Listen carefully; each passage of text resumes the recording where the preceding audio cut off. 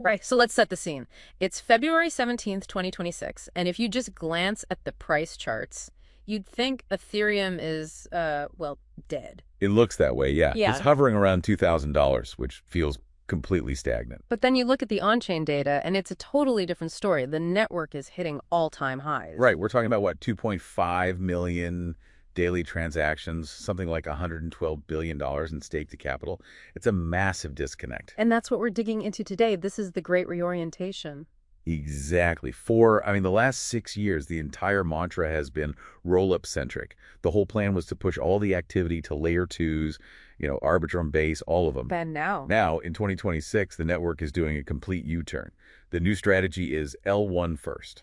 So wait, hold on. We spent years paying these insane gas fees because we were told L2s were the holy grail of scaling. They were. That was the plan. And you're telling me the holy grail is just being scrapped? Why abandon the strategy now? Because, the layer 2 dream has basically stalled. Even Vitalik Buterin admitted it recently. Most rollups are stuck. Stuck how? You mean like technically? Stuck at what he calls stage 1 of decentralization. Stage 1 sounds super technical. What does that actually mean for, a normal user? Think of it like a bike with the training wheels still on, permanently. Okay. These networks, they still rely on what they call security councils. Which is just a fancy way of saying A handful of people with a master key. Yeah. Exactly.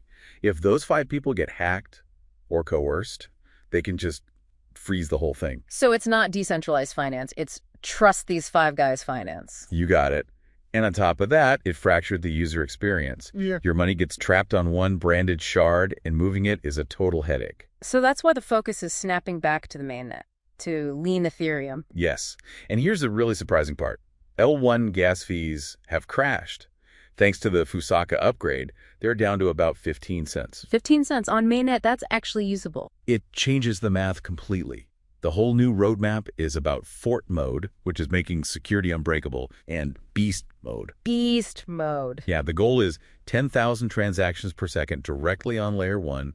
No more outsourcing performance. They're building it right in. It's interesting because while the tech is pivoting, the users seem to be splitting. You've got retail chasing meme coins on Solana, the casino, right? Mm-hmm. But the institutions, the heavy hitters, they're building on Ethereum, the bank. That's the BlackRock effect in action.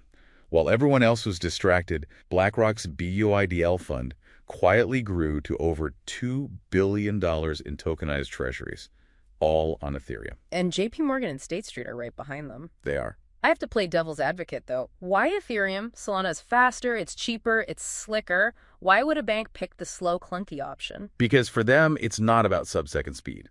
BlackRock doesn't care if a transaction takes 12 seconds or 0.4 seconds. So what do they care about?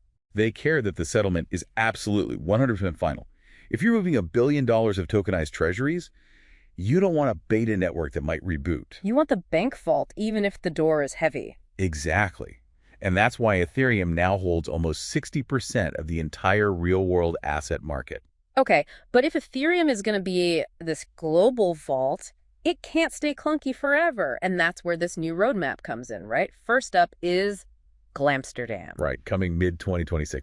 That brings in something called EPBS. Okay, jargon alarm. In plain English, what does that actually do? Well, think of the current system like a single toll booth on a highway. And one big NFT mint just clogs the whole thing up for everyone. Exactly. EPBS is like opening 10 new lanes at once. It separates the person building the block from the person proposing it. So high traffic doesn't jam the entire highway anymore. I see. And then late 2026 brings Heze Bogota. That one introduces EUFOSIL. It stands for Fork Choice Enforced Inclusion List. And that's It's basically a guarantee against censorship.